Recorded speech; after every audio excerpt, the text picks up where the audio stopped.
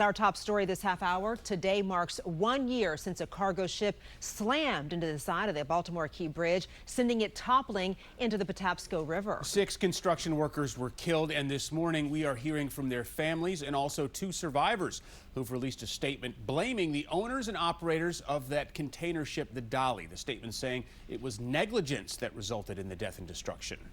Reporter John Gonzalez is live for us in Baltimore this morning. And John, you spoke with the captain of one of the first dive teams that deployed for rescue operations that morning. That's right, Adriana. It's hard for him to reflect on what happened here exactly a year ago.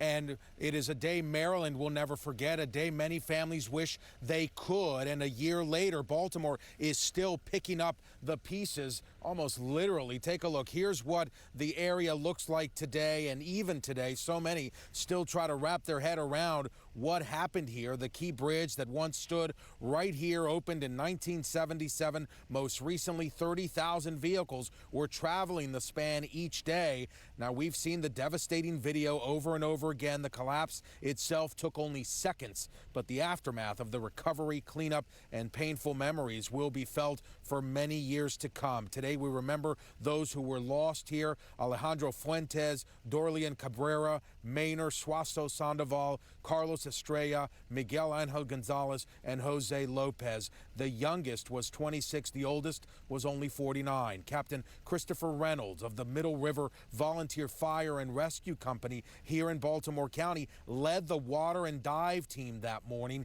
They were one of the first to arrive on the scene and stayed 20 straight hours. We went back the next day. We were asked to come back for day 2.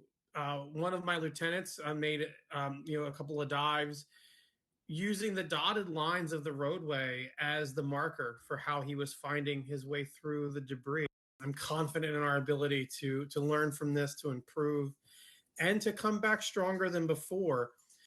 As a volunteer, I echo that with my team. We train, we look for ways that we can improve ourselves and better ourselves.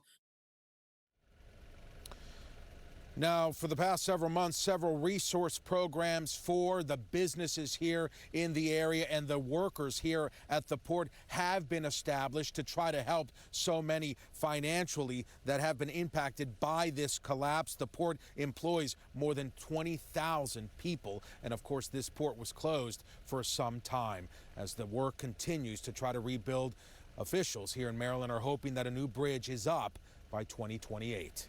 Reporting live, John Gonzalez, 7 News.